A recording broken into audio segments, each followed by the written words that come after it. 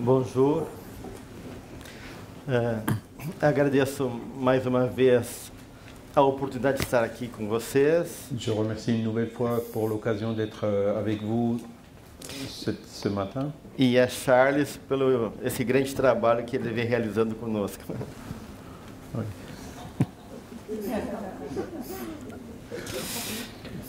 Por favor.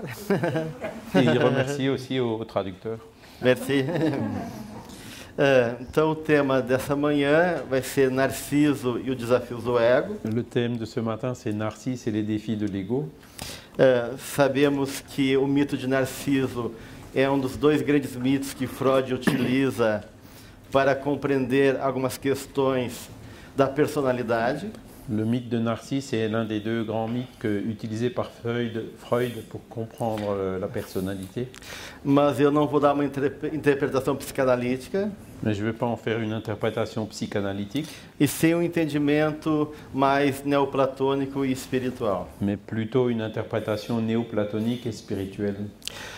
Só para a gente poder compreender um pouquinho desse mito que todos talvez já conheçam. Pour comprendre un peu mieux ce mythe que la plupart d'entre nous connaissent déjà. Narciso é um belo jovem. Narcisse est un beau jeune homme que se apaixona pela sua imagem. Amoureux de lui-même. É uma história de amor. C'est une histoire d'amour. De morte. De mort. Mas o que diferencia das outras histórias de amor. Mais ce qui le différencie des autres états d'amour. É que é um amor por si mesmo. C'est que c'est un amour pour lui-même, pour soi-même. E quando ele morre. Et quand il meurt. Dele nasce uma flor chamada Narciso. C'est de là qu'est née une fleur, qu'a poussé une fleur qu'on appelle la narcisse. Ele é um jovem que na sua essência tem pouca energia. C'est un jeune qui, dans son essence, avait peu d'énergie. Jovem indolente. Un jeune indolent. E a flor de Narciso. Et la fleur de Narcisse, para os gregos, pour les Grecs, era uma flor que era considerada ligada aos mortos. C'était une fleur liée aux morts. Considerada uma flor que gerava sono. Considérée comme une fleur qui donnait du sommeil. E venenosa. Et qui était vénéneuse. A palavra narciso e narcótico. Le mot narcisse et narcotique vem do mesmo raiz etimológico. Ont la même racine étymologique. Narqué. Du mot grec narché. Quer dizer torpor. Qui signifie torpeur. É uma flor que, inclusive, Hades. C'est une fleur qui. Hades, o deus do mundo. Hades. Oui. Raptou Perséfone usando essa flor. Perséfone da mythologie grega. Alors j'ai pas suivi le nom. Perséphone, ouais, de la mythologie grecque qui donc aimait cette fleur.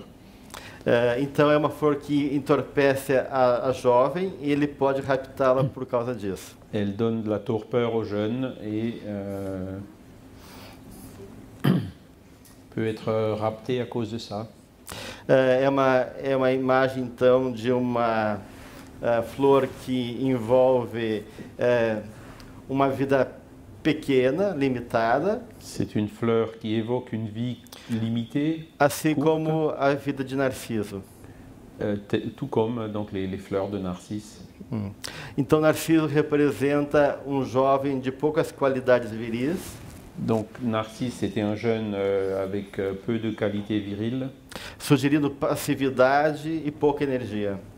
Et donc la fleur suggère la passivité et le manque d'énergie. Freud usou essa imagem do mito de Narciso. Freud a donc utilisé cette image du mythe de Narcisse para representar uma etapa da evolução do ego, pour représenter une étape de l'évolution de l'ego, onde a energia, a libido, ou l'énergie está centrado no próprio eu, est centré sur le soi, buscando investimento do mundo, pour rechercher investimento, l'investissement du monde para a constituição da sua personalidade. pour la constitution de sa personnalité.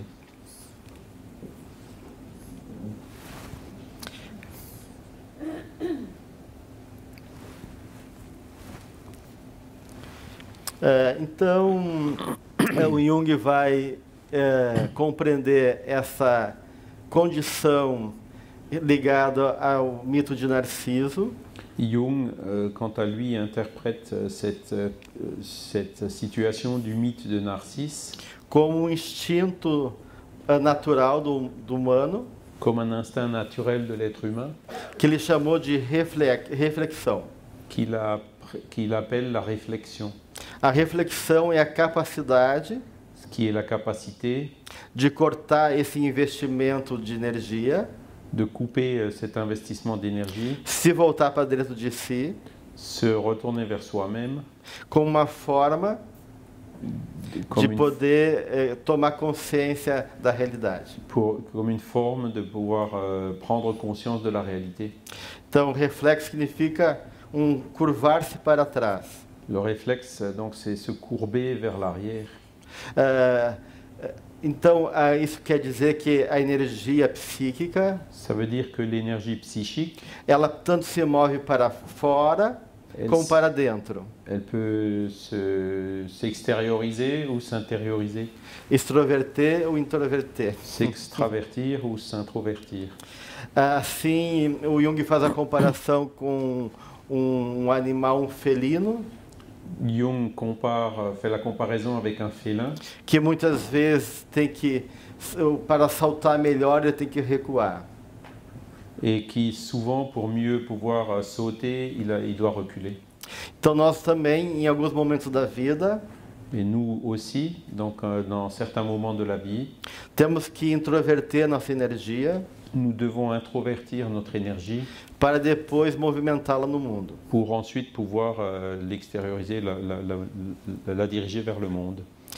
Na visão neoplatônica, Dans la vision néoplatonique, a história do mito de Narciso l'histoire du mythe de Narcisse representa os perigos da alma représente les dangers de l'âme quando encarna. quand elle s'incarne. Platão, no livro A República, Dans son livre La République, Platon ele apresenta para nós o mito de Er, nous présente le mythe d'Er, que é um mito que fala sobre as encarnações da alma. qui parle des incarnations de l'âme. Nesse mito, que está no final do livro, Dans ce mythe qui est à la fin de son livre, fala das almas que estão no mundo das ideias il parle des âmes qui sont dans le monde des idées e precisam reencarnar. et qui ont besoin de se réincarner. Os gregos chamam de descer. Les Grecs, ils appelaient ça descendre. A alma, então, está relembrando aquilo que tinha esquecido L'âme alors se rappelle de ce qu'elle avait oublié e sente necessidade de uma nova encarnação. et sent donc le besoin d'une nouvelle incarnation. Ela, então, faz contato com as três moiras. Elle fait donc contact avec les trois Três moras, é o nome? Moras, Que são as deusas do destino humano. qui sont les déesses du destin humain. Lachesis, Atropos e Cloto. Narchésis, Atropos et Ploton. Então, a alma, ela resolve, ela ganha uma vocação, L'âme donc acquiert une vocation que os gregos chamam de lote, que pedaço de terra, lote. Ah oui, c'est qui est comme une parcelle de terrain. E ela passa, então, por Lachesis, que é a boa sorte. Et elle passe donc par Lachesis, qui est la bonne chance. A deusa, então, abençoa a alma. La déesse bénit l'âme. E, junto com a vocação, et en même temps, en parallèle à la vocation, apresenta espírito tutelar. Elle se présente comme un esprit tutélaire. Esse espírito vai acompanhar a alma, un spirit donc qui accompagne l'âme, para não esquecer o que veio fazer aqui. Afin qu'elle n'oublie pas ce qu'elle est venue faire ici. Então, depois ela passa por Cloto e Atropos. Après, elle passe donc par Clotho et Atropos, que são as deusas fiadeiras, qui sont les déesses fiadeiras. tecedeiras, Payeurs. Ouais. tecem o destino humano. Tecer, fiar. Ah, tricoter, ouais, c'est de tricoter le destin humain. E amarram o destino a ela. Et donc attacher le destin à cette âme. E depois disso, ela não tem mais como se livrar desse destino. Et après, elle n'a plus moyen de se délivrer de ce destin. Então, o mito de Narciso Le mythe de Narcisse, donc, fala do perigo parle du danger dessa alma pour cette âme esquecer o seu destino, d'oublier son destin, porque fica preso parce qu'elle y reste attachée na imagem do mundo. à l'image du monde. Para Platão, a verdadeira vida era o mundo das ideias. Parce que pour Platon, le vrai monde, c'était le monde des idées. O mundo material ele chamava de simulacro, que era uma imagem, uma cópia imperfeita do mundo das ideias. Et pour lui, le monde matériel, c'était un simulacre, une copie imparfaite du monde des idées. Então, todos nós trazemos um mito pessoal. Nous avons donc tous un mythe personnel, E os espíritos nos explicam et les esprits nous expliquent que todos nós temos um compromisso que nous, de reverter o passado em favor de novas possibilidades de crescimento espiritual. que nous avons tous une mission donc d'inverser le passé afin d'accomplir une nouvelle mission spirituelle. E o grande perigo Et le grand danger, é realmente esquecermos disso. c'est justement qu'on l'oublie, qu'on oublie cela. O magnetismo da Terra, Le magnétisme de la Terre, ele entorpece o espírito il, comment dire, endort l'esprit. e, em função dessa realidade material, Et c'est cette réalité matérielle esquecemos qui peut faire qu'on oublie da nossa essência notre essence e perdemos a conexão com o nosso mundo interior. et qu'on perd la connexion avec notre monde intérieur. E é disso que trata o mito de Narciso. Et c'est de ça que parle le mythe de Narcisse. A imagem não é a realidade, L'image n'est pas la réalité, mas ele fica preso na imagem mais il explique par l'image e se perde dele mesmo. et il se perd de lui-même à cause de cette image. Então temos os temas da água, do reflexo e da morte. Il y a donc le thème de l'eau, du reflet et de la mort. Esse momento que Narciso está se olhando no espelho de água Donc l'instant où Narcisse se regarde dans le miroir de l'eau, representa um momento essencial da sua vida. ça représente un moment essentiel de sa vie. Ele pode ver no reflexo a possibilidade de consciência, Il peut voir dans cette réflexion, dans ce reflet, l'éveil de la conscience, ou ficar identificado com a imagem. ou rester coincé ou identifié avec l'image. E assim se perder dele. Et donc, de cette manière, se perdre de lui-même. E é o que acontece, gerando a morte. Et c'est ce qui se produit et qui entraîne sa mort. Então temos que entender o que seria essa imagem egóica. Nous devons donc comprendre qu'est-ce que c'est que cette image égoïque. Joana de Ângeles, Et Johanna de Angelis, espírito mentor de Divaldo Pereira Franco, qui est l'esprit guide de Divaldo Pereira Franco, tem uma série de livros chamado da série psicológica, a publié toute une série de livres qu'on appelle la série psychologique, fazendo uma relação entre a psicologia e o espiritismo. faisant le lien entre la psychologie et le spiritisme. E ela então nos apresenta Et elle nous présente que em cada encarnação que dans chaque incarnation, nós criamos uma identidade egóica própria. on crée une identité égoïque propre. Então o ego L'ego é uma grande fantasia. est donc une grande fantaisie. Nós viemos aqui viver uma personagem, Nous sommes venus ici, dans un personnage, homem ou mulher, homme ou femme, raças diferentes, des différentes races, culturas diferentes. cultures. E isso é uma fantasia para o espírito se experimentar. Et donc c'est une fantaisie pour l'esprit, É uma fantasia necessária. une fantaisie nécessaire. Então eu posso, numa encarnação, Donc dans une incarnation, je peux viver essa fantasia vivre cette fantaisie, de ser homem ou mulher, preto ou então, branco, homme, e assim femme, vai, noir ou pobre, blanc, rico. pauvre ou riche, et ainsi de suite. E junto com isso, Et avec cela, construímos uma imagem de nós mesmos. c'est avec cela que nous construisons une image de nous-mêmes. E essa imagem, Et cette image tão transitória, transitoire, representa as qualidades e os desafios necessários para a nossa encarnação. elle représente les qualités et les défis qui sont nécessaires dans notre incarnation. A nossa consciência, Notre conscience ela ainda é muito pequena est encore très petite para abarcar toda a realidade, pour embrasser toute la réalité. porque a evolução se dá em passos. L'évolution ne se fait que pas à pas. Não teríamos condições emocionais Nous n'avons pas les conditions émotionnelles de suportar todo o nosso passado de supporter tout notre passé e a consciência de nossa realidade. et donc avoir une pleine conscience de notre réalité. Então o ego serve L'ego sert donc, como campo de consciência limitada il joue le rôle d'un champ de conscience limité para nos ajudar a fazer esse percurso na vida material. pour nous aider à réaliser ce parcours dans notre vie matérielle. Então o papel do ego Le rôle de l'ego é criar um efeito de sentido, est donc de créer un effet, un sens, um efeito de causalidade, un effet de causalité, unidade, d'unité, de tempo e espaço. de temps et d'espace. É porque eu tenho um ego, C'est parce que j'ai un ego que eu sei que dia é hoje que je sais quel jour on est aujourd'hui e que dia foi ontem.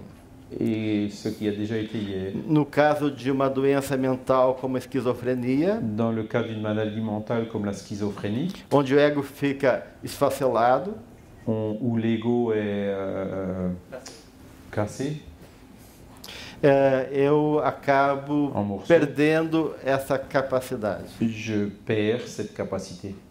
Então, a memória, a razão, tudo isso passa pelo ego. La mémoire, la raison, tout cela passe par l'ego.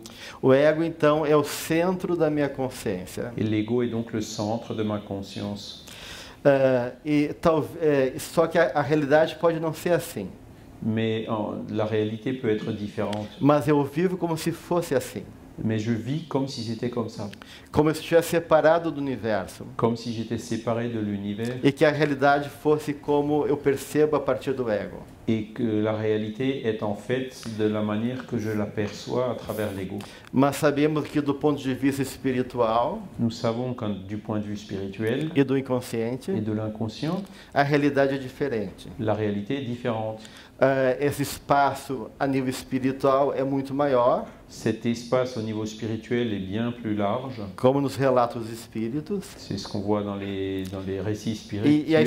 e a experiência do sonho Et l'expérience du sommeil nos mostra que o tempo pode ser diferente. nous montre que le temps peut être différent.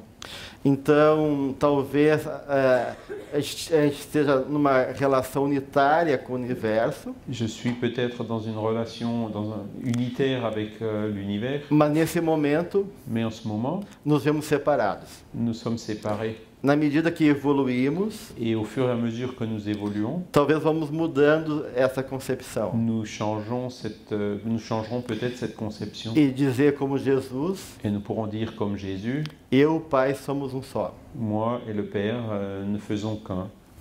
Bem, além então do ego, En plus de l'ego, tanto Jung como a Joana de Ângeles autant Jung que Johanna de Angelis fala de um outro centro, nous parlent d'un autre centre, o eu maior, ou self. le moi supérieur, le self. Então, a personalidade humana, ela se move a partir de dois centros. Donc c'est la personnalité humaine, elle est issue de deux centres. O ego como centro da consciência L'ego comme étant le centre de la conscience e o self et le self como centro da personalidade toda. qui est le centre de la personnalité entière. Então, existe esse eu pequeno, que é o ego, Il y a le moi petit qui est l'ego, em relação com o eu maior, que é o self. en relation avec le moi plus grand qui est le self. E a proposta da doutrina espírita Et le but de la doctrine spirit, é suplantar o ego. c'est de supplanter l'ego. Ou seja, C'est-à-dire, não é que a gente não vai deixar de ter ego, ça ne veut pas dire qu'on n'aura plus d'ego, mas reconhecer mais qu'on reconnaîtra que a nossa vida que nos vies e o sentido dela et son sens se move a partir desse eu maior. se mouvementent à partir de ce moi supérieur. O Jung, ele interpreta esse eu como sendo a imagem divina. Jung interprète ce moi comme étant l'image divine, Seria um arquétipo un archétype que regula a personalidade, qui régule la personnalité. é o centro que move as imagens simbólicas, C'est le centre qui alimente les images symboliques, dando sentido para a vida. qui donne un sens à la vie. A Joana de Ângeles Joana de Angelis, amplia esse conceito elle élargit ce concept e vê no self et voit dans le self o espírito. l'esprit. Então, o self é ao mesmo tempo a nossa essência espiritual Le self serait donc en même temps notre essence spirituelle e a imagem divina que carregamos dentro de nós. et l'image divine que nous portons en nous. O nosso desafio Et notre défi, é viver c'est de vivre essa essência. cette essence. Kardec pergunta aos espíritos: Kardec a demandé aux esprits onde está a lei de Deus? où est la loi de Dieu. E os espíritos respondem: Et les esprits lui ont répondu na consciência do homem. dans la conscience. Essa consciência não é a consciência egóica, Cette conscience, c'est pas la conscience égoïque, porque o ego pode não acreditar em Deus nem nas suas leis e viver fora delas. parce que l'ego peut ne pas croire en Dieu, ni suivre ses lois, et donc vivre en dehors de lui. Mas existe uma consciência mais profunda, Mais il existe une conscience plus profonde, objetiva, objective, onde essa lei está escrita où cette lei est inscrite, e não podemos fugir dela. et on ne peut en fuir Essa consciência é regida pelo self. ou y fuir. Et cette conscience est régie par le self. Bem, então, os desafios nossos enquanto ego Donc nos défis par rapport à notre ego, é estabelecer um eixo c'est d'établir un axe entre o ego e o self. entre l'ego et le self. Joana de Ângeles Joana de Angelis fala que então o eu individual dit que le moi individuel é resultado das aquisições do passado est le résultat des acquisitions et des expériences au cours de l'existence, organizada de maneira organisées de façon às necessidades dessa encarnação. selon les nécessités de cette incarnation. Então, uma das questões fundamentais para o nosso crescimento espiritual Une question fondamentale pour notre évolution spirituelle, é reconhecer que eu não sou ego. c'est donc de reconnaître que c'est pas l'ego. Eu não sou apenas um homem ou uma mulher europeu Je ne suis pas que l'ego, je ne suis pas qu'un homme ou une femme com européenne uma cor de pele Avec e uma uma realidade que foi me dada. avec une couleur de peau et une réalité qui m'a été donnée. Eu sou muito mais do que isso. Je suis beaucoup plus que ça. Eu sou um espírito imortal Je suis un esprit immortel. e tenho que viver como um espírito imortal. Et il faut que je vive comme un esprit immortel. E a vivência e a consciência desse self, Donc le vécu et la conscience de ce self, da minha essência espiritual, de mon essence spirituelle, me dá a capacidade me donne la capacité de uma vida plena, d'une vie pleine, de viver uma vida com inteireza de plénitude, d'entièreté, e realizar o meu mito pessoal. et de réaliser mon mythe personnel. E nesse processo, Et dans ce processus, temos dois grandes desafios, il y a deux grands défis representados pelo mito do herói représentés par le mythe du héros e o mito iniciático. et par le mythe initiatique. Então, nós, enquanto egos, Nous, en tant qu'égaux, vamos ser desafiados pela vida. nous allons faire face à des défis de la vie, aux défis de la vie. O Jung nos fala que sem conflitos, sem tensões, Jung nous dit que sans conflit et sans tension, não há consciência. il n'y a pas de conscience. Porque a nossa consciência ela é dual. Parce que notre conscience est duale. Para saber do sim tem que haver o não. Para saber d'où? Do sim tem que haver o não. Pour savoir le oui, il faut qu'il y ait aussi le non, O alto e o baixo. le haut et le bas, E assim por diante. et ainsi de suite. Temos que ter referências Il faut que nous ayons des références para poder estabelecer pour pouvoir établir essa consciência. cette conscience. Mas essa dualidade, ela é imaginária, ela é falsa, Mais cette dualité est imaginaire et parfois fausse, mas necessária. mais nécessaire. E nesse embate com a vida, embate, confronto com a vida, Et dans cette confrontation avec la vie, essa tensão gera mais consciência. cette tension finit par gérer davantage de conscience. Então, como fala o mito de Narciso, Donc, comme le dit le mythe de Narcisse, essa energia tem que circular cette énergie doit circuler da vida para dentro, de la vie vers l'intérieur, de dentro para a vida, de l'intérieur vers la vie. e nos desafios dessa encarnação, Les défis de cette incarnation podemos quebrar padrões do passado qui nous font casser des modèles passés e reaprender e começar novos caminhos. et réapprendre et commencer de nouveaux chemins. Por isso que é necessária a reencarnação. Et c'est pour ça que la réincarnation est nécessaire. E então, nesses exercícios de desafios, Et donc dans ces exercices de défis, toda vez que o ego se sente ameaçado, chaque fois que l'ego se sent menacé, e isso acontece muitas vezes na nossa vida, et ça se produit souvent dans notre vie, ativamos o mito do herói, nous activons le mythe du héros, que é o mito de superação, qui est le mythe de se surmonter e que rege principalmente a nossa adolescência. et qui se produit surtout pendant notre adolescence. Então, o mito do herói, ele representa esse momento que nós temos que reconhecer que somos filhos também de um Deus. Ce mythe du héros représente aussi le moment où il faut que nous reconnaissions que nous sommes aussi des enfants de Dieu. Na mitologia grega, Et dans la mythologie grecque, o herói é sempre de uma mortal com Deus. le héros c'est toujours entre un mortel et Dieu. Ele é meio humano e meio Deus. Il est moitié humain, moitié Dieu. E nós também, Et como nous seres aussi, humanos, comme êtres humains, temos nossas limitações, nous avons nos limitations, mas carregamos uma força divina mais nous portons en nous une force que nos divine impulsiona para além. qui nous pousse au-delà. E sem os desafios, Et si les défis, como podemos reconhecer o nosso potencial? sans les défis, comment est-ce qu'on peut reconnaître notre potentiel? Conta uma história que o imperador chinês Donc je vais vous raconter une histoire d'un empereur chinois tinha hábito de sair num barco com seu ministro qui avait l'habitude de sortir en barque avec son ministre para discutir e pensar as questões do seu império. pour discuter et réfléchir aux questions concernant son empire.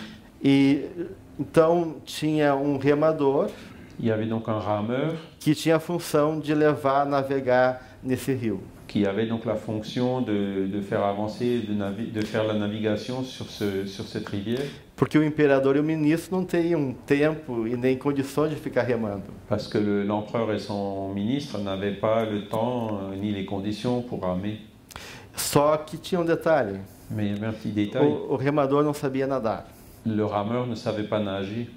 E certo dia, Et un jour, mudou o tempo, le temps a as changé, águas ficaram violentas les eaux se sont agitées, e ele sentiu muito medo de morrer, porque se o barco virasse, por não saber nadar, ele se afogaria. et donc le rameur il a eu très peur de mourir, parce que si la barque chavirait, il ne saurait pas nager, il ne savait pas nager. E assim, com muito jeito e temeroso, Et donc, téméraire, ele pediu para o ministro interceder por ele junto ao imperador, il a demandé au ministre d'intercéder pour lui auprès de l'empereur, dizendo que ele estava com medo e se podia voltar para a margem, para a terra. en lui disant qu'il avait peur et s'il pouvait revenir sur le rivage. No primeiro momento, o ministro não deu bola porque tinham questões mais importantes, Le ministre n'a pas porté attention à cette demande parce qu'il avait des questions plus importantes en tête. mas depois, com o tempo, vendo a real necessidade daquele servidor, Mais avec le temps, quand il a vu le besoin réel de ce serviteur, resolveu falar com o imperador, il a décidé de parler avec l'empereur pedindo ajuda em favor dele. en demandant de l'aide pour lui. E o imperador pensou um pouco. L'empereur a réfléchi. O ministro falou: ele não sabe nadar e está com medo. Como podemos fazer? Porque se o barco virar, ele pode se afogar. Bon, il ne sait pas nager, il a peur. Si la barque chavire, il peut se noyer.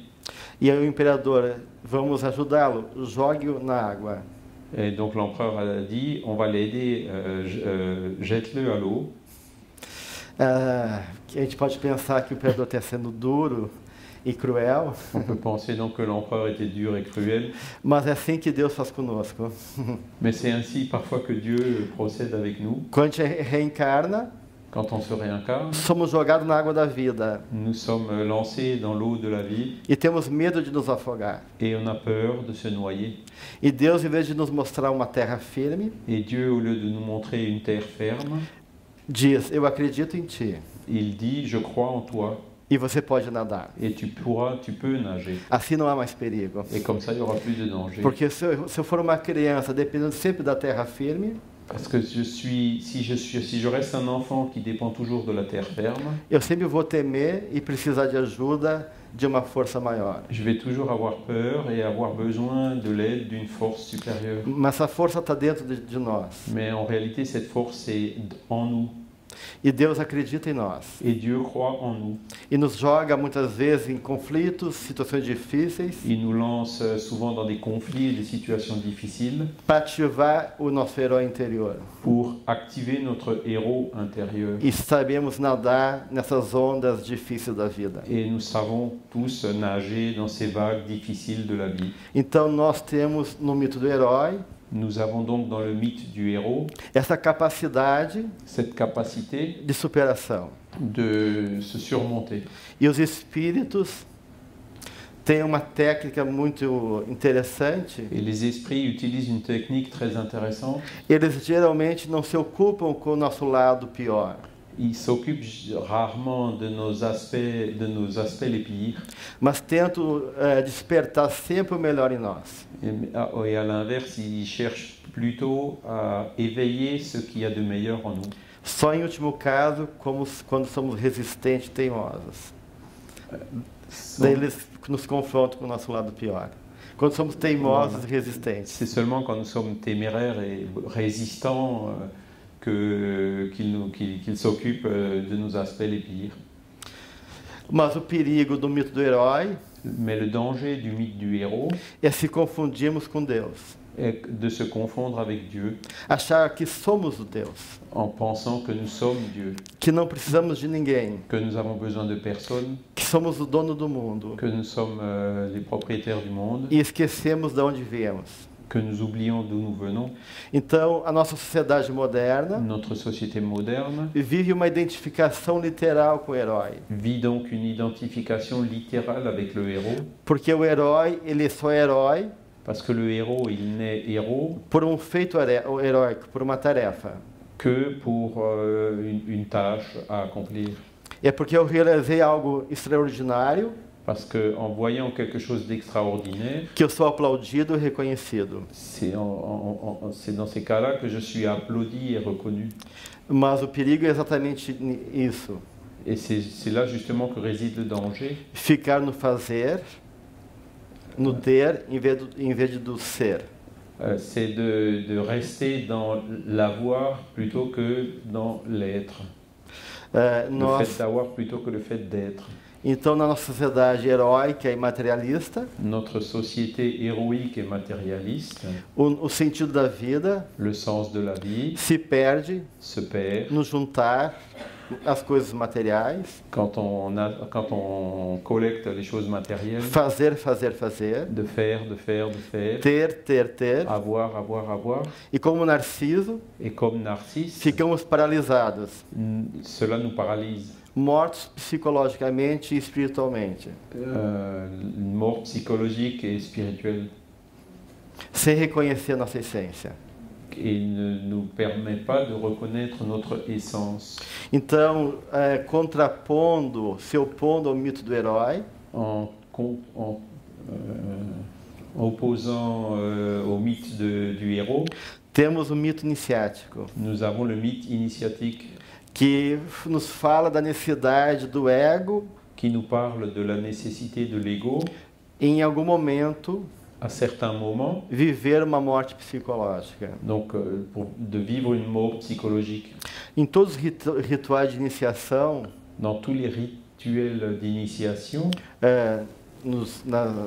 nos mitos, nas religiões de mistérios, dans les rites et les religions du mystère, a iniciação pressupõe l'initiation présuppose processo onde o ego un processus dans lequel l'ego tem que entrar numa vivência doit entrer dans un vécu sem saber o que vai acontecer, sans savoir ce qui va se passer, sem controle nenhum, sans contrôle, sans aucun contrôle, e sem saber o resultado disso. et sans savoir quel en sera le résultat. Então, diferente do herói, À la différence du héros que tem que superar, qui doit surmonter, tem que ter o controle, il doit contrôler.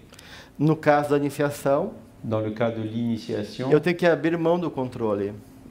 il tem que haver. Abrir mão do controle. Il faut lâcher prise, il faut laisser tomber le contrôle. E estar aberto para a experiência sem saber o que vai acontecer comigo. Renoncer au contrôle et donc s'ouvrir à l'expérience sans savoir ce qui va se passer avec nous. Isso que acontece, por exemplo, quando Paulo se confronta com Cristo na estrada de Damasco. C'est par exemple ce qui se passe lorsque Paul se retrouve en face du Christ sur le chemin de Damas.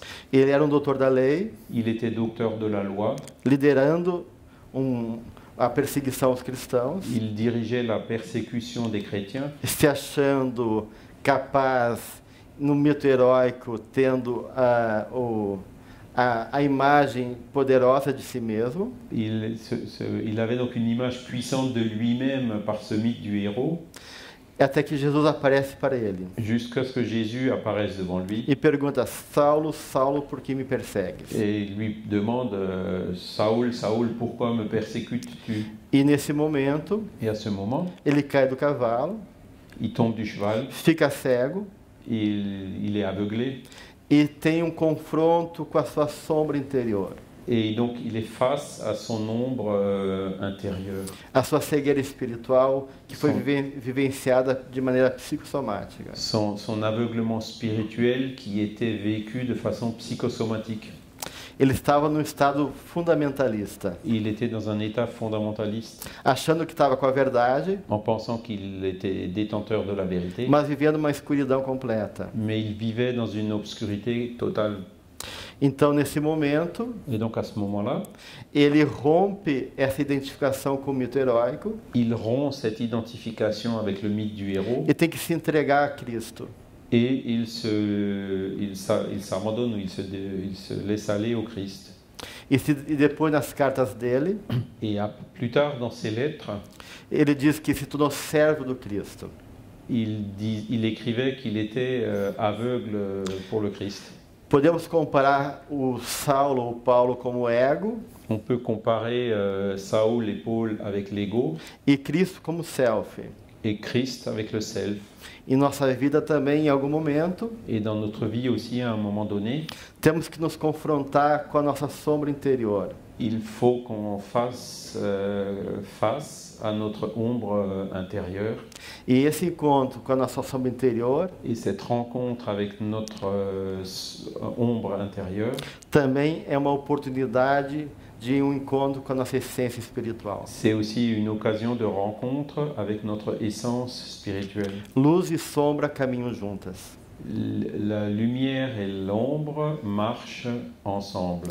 Então, a dificuldade nossa, na nossa encarnação, os desafios desse ego, Notre difficulté dans cette incarnation, les défis de l'ego, é como viver uma vida com firmeza espiritual, c'est comment vivre une vie avec une fermeté spirituelle, sem medo, sans peur, enfrentando a vida faire face à la vie, nessa jornada heróica, dans ce parcours héroïque, mas sem ficar onipotentes e arrogantes, mais sans pour autant être tout-puissant et arrogant, obedecendo en obéissant às ordens de uma voz interior mais profunda.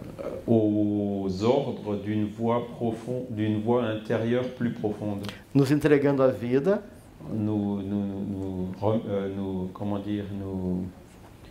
nous abandonnons à la vie, reconhecendo nous livrons à la vie en reconnaissant que uma força maior nos rege. qu'il y a une force supérieure qui nous dirige. Para terminar a nossa fala, Et pour terminer notre conférence, eu vou pegar a imagem dos alquimistas da pedra filosofal. je vais prendre l'image des alchimistes de la pierre philosophale, Eles diziam que chegar na pedra, Ils disaient que quand la pierre était venue, que é o trabalho conosco mesmo, qui est le travail avec nous-mêmes, exigia duas qualidades. ça demandait deux qualités. A pedra, ela era maleável como a cera, La pierre était malléable comme la cire, mas incorruptível como o diamante. mais incorruptible comme le diamant. Então nós, como nesse compromisso com a espiritualidade, Donc notre engagement avec la spiritualité, temos que ter essa fidelidade com os valores espirituais e morais, nous demande de rester fidèle à ses valeurs spirituelles et morales, incorruptíveis frente ao apelo do mundo, incorruptíveis incorruptibles frente aos apelos do mundo, face aux appels ou aux tentations du monde. mas devemos ser maleáveis como a cera, Mais nous devons aussi être malléables comme la cire, criativos e amorosos, créatifs et amoureux, tolerantes, tolérants, colaborando en collaborant com nossos irmãos. avec nos frères. E isso é o grande desafio que todos nós temos na nossa jornada. Et c'est le grand défi que nous avons tous dans notre parcours. Merci.